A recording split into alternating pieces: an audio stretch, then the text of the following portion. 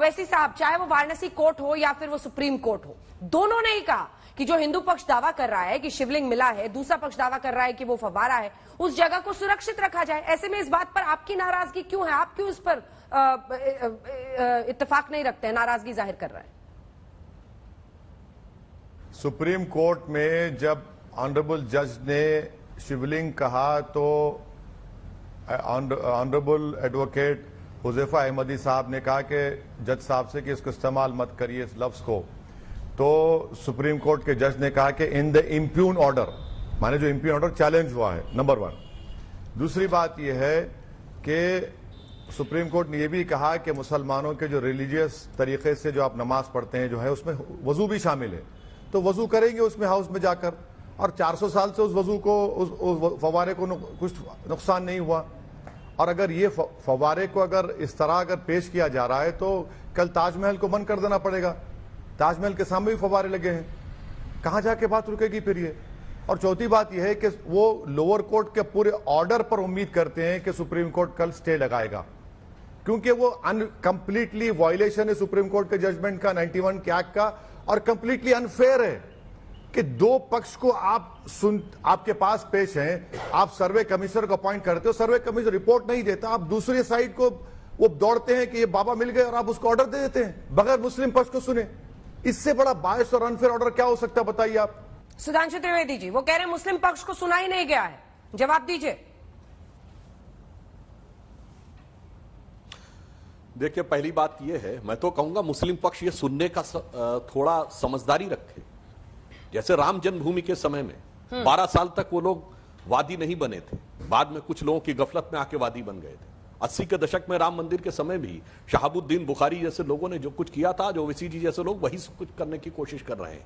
उस जमाने में भी समाधान निकल जाता, परंतु निकालने में इंटरेस्ट नहीं है। मैं एक बात ईमानदारी से पूछना चाहता हूं कि ये 1991 के प्लेसेस ऑफ वर्शिप एक्ट की बात करते हैं।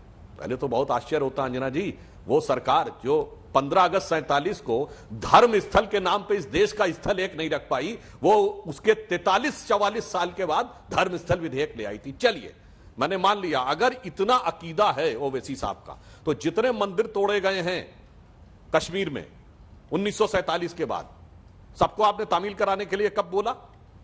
धुबरी बरपेटा में, मालदा में, मल्लापुरम में जितने मंदिर तोड़े गए, आपने किया कभी उसके लिए? चलिए छोड़ दीजिए, मंदिरों से तो आपका कोई लगाव नहीं है।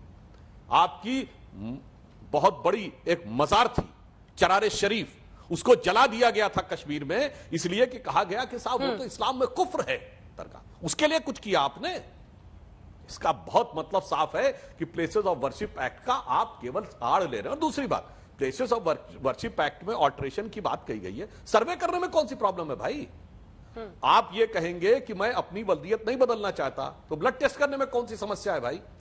मुझे तो ये समझ में नहीं आ रहा। और सर्वे की जहां तक बात है, भविष्य में ऐसी ऐसी टेक्नोलॉजी आ जाएंगी अंजना जी, जैसे कि सरस्वती नदी सैटेलाइट से देख ली गई थी, हो सकता आने वाले टाइम में ड्रोन से देख लिया जाए, हो सकता आने वाले टाइम में सैटेलाइट से दिखाई पड़ जाए। और अंत में फवारे की बात इन्होंने कही, कितनी मस्जिदों में फवारे, मैं पूछना चाहता हूं, बताएं कितनी मस्जिदों में फवारे?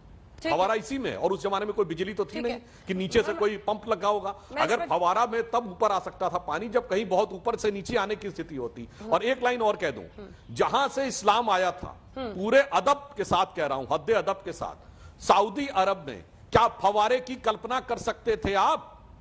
ये फवारे की बात कहना अपने आप में इस्लाम की मूल धार्मिक भावना का मजाक उड़ाना है। ठीक है, चलिए मैं इस पर जवाब लूंगी। पहली बात जो आपने कही थी ओवैसी साहब की, सुप्रीम कोर्ट के भी जज ने शिवलिंग सपोज टू बी फाउंड लिखा था, ऑट टू बी फाउंड लिखा था।